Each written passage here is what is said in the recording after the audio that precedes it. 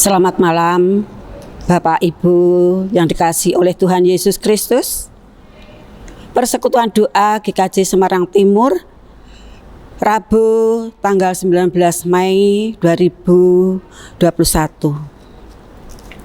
Mari Bapak Ibu yang dikasihi oleh Tuhan Yesus, kita memasuki saat teduh untuk menerima firman Tuhan. Kita akan bersaat teduh.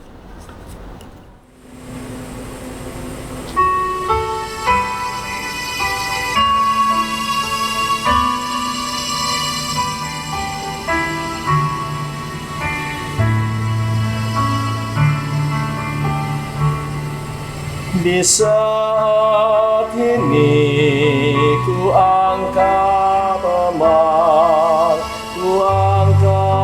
teman bagi Yesus. Di saat ini ku ucap syukur padanya. Ku kasih Engkau, ku kasih Engkau, ku kasih Engkau, Yesus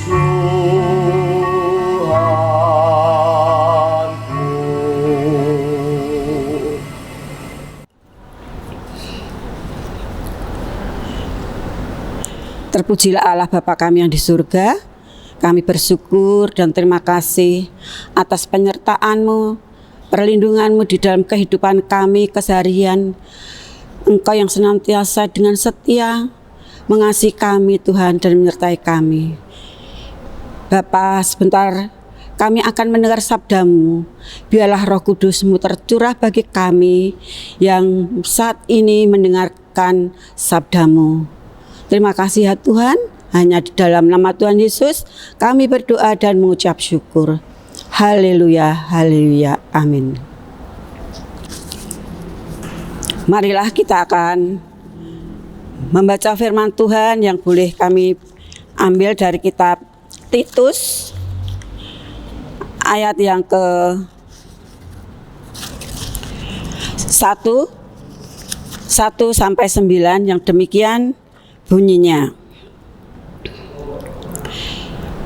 Dari Paulus, hamba Allah dan Rasul Yesus Kristus, untuk memelihara iman orang-orang pilihan Allah dan mengetahui akan kebenaran seperti yang tampak dalam ibadah kita, dan berdasarkan pengharapan akan hidup yang kekal dan sebelum permulaan zaman sudah dijanjikan oleh Allah yang tidak berdusta, dan yang pada waktu yang dikehendakinya telah menyatakan firman-Nya dalam pemberitaan Injil yang telah dipercayakan kepadaku sesuai dengan perintah Allah, Juru Selamat kita. Kepada Titus, anakku yang sah menurut iman kita bersama, kasih karunia dan damai sejahtera dari Allah Bapa dan Kristus Yesus, Juru Selamat kita, menyertai engkau. Aku telah meninggalkan engkau di Kreta dengan maksud ini, supaya engkau mengatur apa yang masih perlu diatur, dan supaya engkau menetapkan penetua-penetua di setiap kota, seperti yang telah kupesankan kepadamu, yakni orang-orang yang tak bercacat dan yang mempunyai hanya satu istri, yang anak-anaknya hidup beriman dan tidak dapat dituduh karena hidup tidak senonoh atau hidup tidak tertib. Sebab sebagai pengatur rumah tangga, seorang pemilik jemaat harus tidak bercacat, tidak angkuh, bukan pemberang, bukan peminum, bukan pemarah, tidak serakah, melainkan suka memberi tumpangan, suka akan yang baik, bijaksana, adil, saleh, dapat menguasai diri, dan berpegang sesuai dengan ajaran yang sehat, supaya ia sanggup menasihati orang berdasarkan ajaran itu dan sanggup meyakinkan penentang-penentangnya. Demikianlah firman Tuhan. Bapak Ibu yang siap mendengar dan siap melakukan segala kehidupannya dengan tindakan yang baik dan saleh. Persekutuan pada malam hari ini kita akan mengambil judul perwujudan teladan kesalehan. Bapak Ibu yang dikasihi Tuhan, ada orang yang beranggapan kesalehan itu hanya merupakan sebuah fantasi. Kesalehan itu digambarkan sebagai keadaan yang ideal, namun dijalani dalam sikap normatif. Paling terlihat melalui ritus, sebab dalam keseharian banyak orang yang mengaku saleh tidak berani bertindak tegas atau lugas, bahkan untuk hal kecil sekalipun. Bapak Ibu yang dikasihi Tuhan, tak jarang kita sampai orang yang tampak saleh, tapi ternyata terlibat suatu dalam kejahatan yang merugikan banyak orang. Misalnya korupsi adalah contohnya. Berapa banyak sih orang yang melakukan korupsi kelihatannya saleh, itu terlihat banyak dipandang saleh dan lemah lembut. Itu suatu tindakan dalam kehidupan keseharian mereka. Bapak Ibu yang dikasihi Tuhan, perikop ini dibuka dengan perkenalan sang penulis, yaitu Paulus. Paulus ini memperlihatkan dirinya sebagai hamba Allah, dan sekaligus dia pejuang kebenaran Kristus. Paulus menunjukkan bahwa ada hal yang ingin diperjuangkannya, yaitu keyakinan bahwa Allah menyediakan hidup kekal bagi pengikut-pengikutnya, yaitu mereka yang berpegang pada kebenarannya. Hal ini terus disuarakannya berbagai di tempat, dengan keyakinan dan harapan bahwa kabar baik itu akan sampai dan mengakar di hati orang-orang yang mendengarnya dan orang-orang yang mungkin akan menerima firman Tuhan.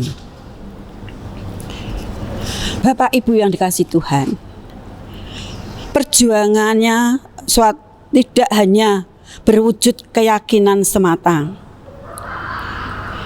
Dengan gigih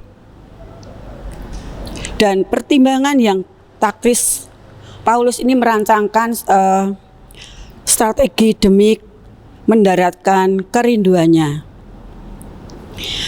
Untuk itu setiap kota-kota tempat pelayanan Tuhan, pelayanan Paulus ini, ia mengkader para pelayan seperti halnya Titus dan penatua lain, supaya agar bisa menjadi penyambung lidahnya dalam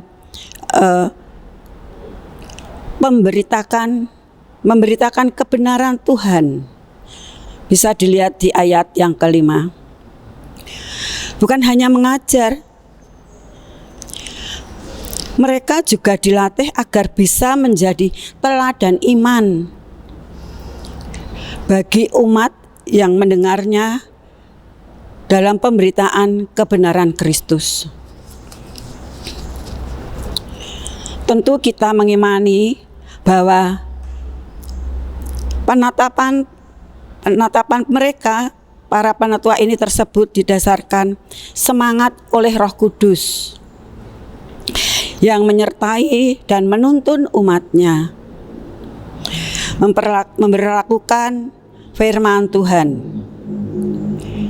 Kehadiran Roh itu juga yang mengawali proses pemilihan calon penatua yang kelak memperjuangkan upaya menyebarkan firman Tuhan yang nyata.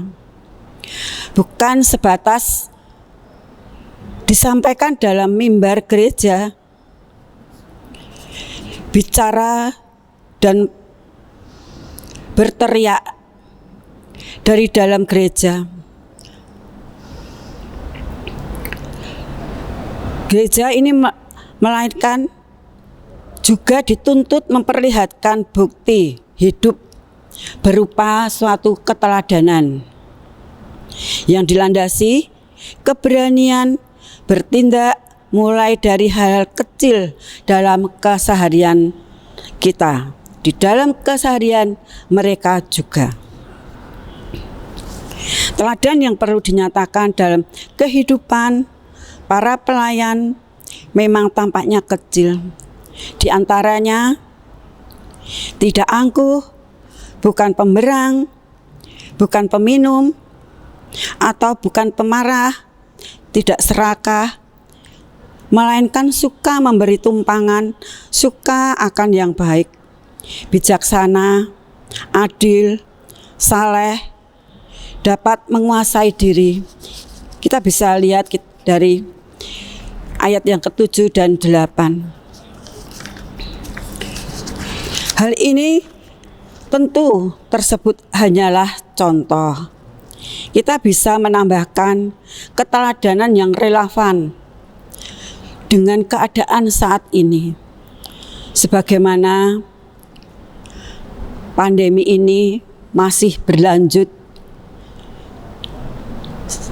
sampai hari ini. Tapi marilah kita sebagai penatua, sebagai orang yang berteladan untuk memberitakan kebenaran, tetap mempunyai suatu semangat untuk melayani mereka. Seiring kita menyadari hidup di setiap hari, marilah kita mintalah kepada Allah agar Dia menolong kita untuk mewujudkan kesalehan, keteladanan kita dalam tindakan sebagai pelayan. Bagaimana kita sebagai penatua di gereja kita, sebagaimana kita sebagai pelayan di gereja kita, atau kita sebagai pelayan dimanapun kita berada. Mungkin kita mengatakan bahwa semua contoh itu harus dilakukan para pemimpin umat, pendeta dan penatua, bukan umat.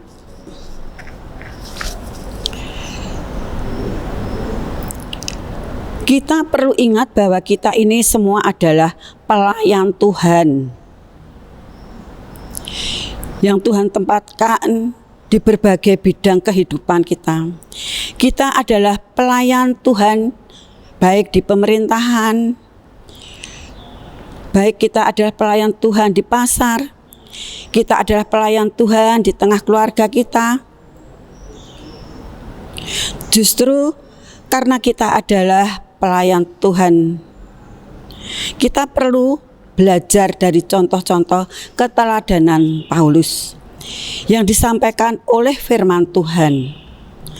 Contoh ini dapat menjadi cermin bagi kita untuk memperbaiki diri. Kita perlu terus merenungkan bagaimana pertanyaan kita. Sudahkah kita menjadi teladan dalam keseharian? Baik dalam keseharian di mana kita berada, kami percaya bahwa Tuhan akan tetap menyertai dan Tuhan tetap menolong kita di mana kita akan melayani Tuhan. supaya kita menjadi teladan bagi Tuhan, menjadi teladan bagi umat Tuhan dimanapun berada. Marilah kita selalu membuka hati kita, jangan hanya berteriak, namun mari kita bertindak tegas, melakukan pelayanan kita, supaya kita menjadi teladan yang baik bagi Tuhan dan untuk menjadi kemuliaan nama Tuhan di tengah-tengah kita berada. Kiranya Tuhan memberkati kita. Amin. Mari Bapak Ibu yang dikasihi Tuhan, kita akan berdoa syafaat yang akan kami hantarkan. Mari kita berdoa. Tuhan Allah kami yang di surga, yang Maha Kudus, pada saat ini kami berdoa bagi jemaat-Mu di GKJ Semarang Timur. Kiranya Engkau memberkati mereka dalam pekerjaan, dalam rumah tangga, sebagai pelayan di mana Engkau pakai mereka. Tuhan, mungkin saat ini juga ada yang mempunyai suatu pergumulan hidup. Kiranya mereka tetap bersandar kepada kuasa-Mu. Kami juga berdoa bagi lanjut usia. Kiranya Tuhan memberi kesalehan, kesehatan, dan kekuatan, supaya mereka boleh tetap memuji dan memuliakan nama Engkau. Demikian juga Tuhan, kami berdoa bagi jemaat Tuhan di GKJ Semarang Timur ini seutuhnya, dari yang tua, muda, anak-anak. Bila Engkau campur tangan dalam setiap pekerjaan mereka, setiap pelayanan mereka, khususnya bagi anak-anak mereka yang saat ini menjalani kehidupan untuk belajar di dalam sekolah mereka masing-masing. Tuhan, kiranya Engkau hadir dalam hati mereka supaya tetap mempunyai semangat untuk belajar, walaupun yang saat ini masih ada beberapa yang masih belajar ada di rumah. Terima kasih Tuhan. Kami juga berdoa bagi Bapak Pendeta Emeritus Nomolas Daryanto dan keluarga besarnya, Bapak Timotius dan beserta keluarganya. Kami mohon berkat Tuhan dan pimpinan Tuhan. Kami percaya Tuhan, Engkau selalu memberkati akan keluarga besarnya, supaya satu dengan yang lain senantiasa boleh melakukan segala kehidupannya dengan sukacita. Terima kasih Bapa. Kami juga berdoa untuk bangsa dan negara kami ini ya Tuhan. Engkau tahu akan keberadaannya. Saat ini situasi yang tidak menyenangkan karena banyak hal, suasana yang membuat bangsa dan negara kami ini khawatir. Karena mungkin saat ini karena sakit penyakit virus corona yang masih tetap. Namun Tuhan, kami percaya bahwa Tuhan akan menolong mereka yang sakit. Tolong Tuhan, Engkau akan pulihkan dengan kuasa darah-Mu yang kudus, supaya setiap orang, setiap mereka yang menderita sakit, tolong Tuhan, Engkau akan pulihkan, Engkau akan sembuhkan. Di dalam nama Tuhan Yesus. Terima kasih Bapak, terima kasih. Kami menyerahkan malam hari ini saudara kami Tuhan yang akan beristirahat. Biarlah tangan Tuhan juga memberkati mereka semuanya, khususnya jemaat Tuhan dimanapun berada. Tuhan, kami percaya Engkau akan selimuti kami dengan kuasa Roh Kudus-Mu, sehingga kami boleh istirahat dengan damai sejahtera. Dan esok hari bagi jemaat-Mu boleh kembali memiliki hari yang baru pemberian-Mu untuk melakukan segala aktivitasnya. Terima kasih Tuhan, terima kasih. Jikalau di dalam kami mengadakan persekutuan malam hari ini ada hal yang tidak menyenangkan hati Tuhan, baik pemikiran kami, hati kami Tuhan, mulut kami, tolong ampunilah. Terima kasih Bapa, terima kasih. Di dalam nama Tuhan Yesus kami berdoa dan mengucap syukur. Haleluya, haleluya, amin, amin, amin.